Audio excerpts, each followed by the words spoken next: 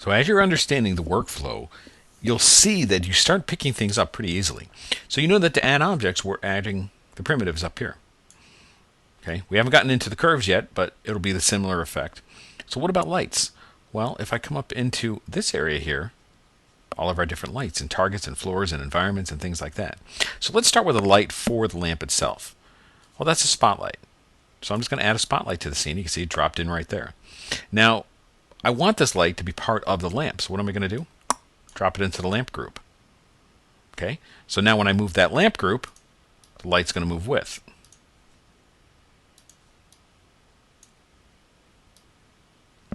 Makes sense, right? But let's get that light in place. Okay, so I'm just actually going to move it up, selecting the lamp, of course, in the object manager. And this is something you can come down if you want and choose all your views here. Press S to get these into view. Alt S will fit all of them. You can zoom in a little bit, move it down, so on. Now, I personally like to actually just kind of rotate around this view because I'd rather be closer, and I think it's a little easier for you to see. But you can see that the lamp is just sticking out that way, of course, so we don't need it that way. So let's choose rotate, and then, of course, let's rotate it down. Makes sense. Now, the other thing to think about is that we parented it to the entire lamp group, right? Well, that's good if we're not going to move things around, but what if we decide to move this lamp? What if we decide to go back and put a little inverse kinematics on? How would that work? Well, we'd probably not want to parent it to the entire group. We'd probably want to parent it to the lamp housing itself. Okay, so here I see I've just moved it and rotated a little bit just in place. Don't think I need much more. I think it's working okay there. Also, with this lamp, I can come in here and shrink it up, increase it. So very easily change the size of that cone for the lamp, which is kind of what we want. All right. So instead of it being parented to the entire group, let's parent it to the lamp housing. So I'll just click and drag it down under the lamp housing. And what that means is when I choose the lamp housing, now that lamp is going to go with the light itself. You can actually even see it hitting there in the OpenGL. Okay. And because it's part of the lamp housing is part of the lamp group, everything still plays nicely together. Okay? So, simple hierarchy stuff, but something very basic you're going to do in a good amount of your scenes. That's something you should do. If we do a quick render, we have a light. Okay? Very, very simple, but very effective as well. And now you can see our reflections are working a lot better because there is something hitting it, lighting it up, making the other areas a little more visible as well.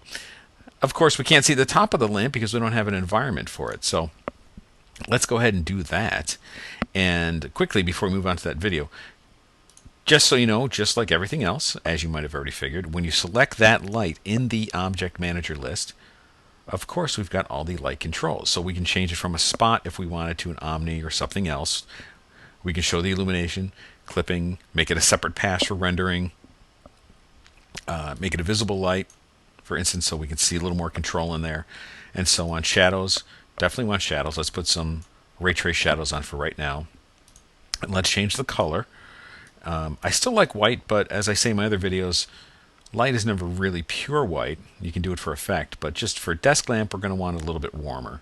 So we're going to go a little towards yellow like that, a little warm it up. Okay, and of course you can play with the intensity of the light itself. Do a quick render. Ta-da! Okay, it's a visible light, so it adds this cone of light in here. If I turn that off, none. Right? A lot of people ask for that in many programs, and here in Cinema, it's actually a really nice, easy thing to do. Okay, you put on volumetric. A lot of times it's going to take a little bit longer to render. We don't have much else in the scene at this point. But the volumetric is going to allow us to pass things under there and create some really interesting effects if we want. You can do inverse volumetric as well, and not really important in this scene, but if we had more of a foggy scene, a street scene, that would be really good. But for right now, I'm just going to go with a simple visible lamp, and that works really well for us. If we rotate around, let's do a render like this. Okay, got a nice light. Now we don't have a source, so we can actually add a small little bulb right there. Okay, But what's really neat is that you can come in here to any of these parameters and adjust as you like, as you saw earlier. Really works out pretty well for making just simple adjustments. Very, very nice way to edit your lights in a scene. You can see that visible light. I just made it a little bit smaller. Okay, so beautiful stuff. Let's move on to the next, and we'll put some environment in there.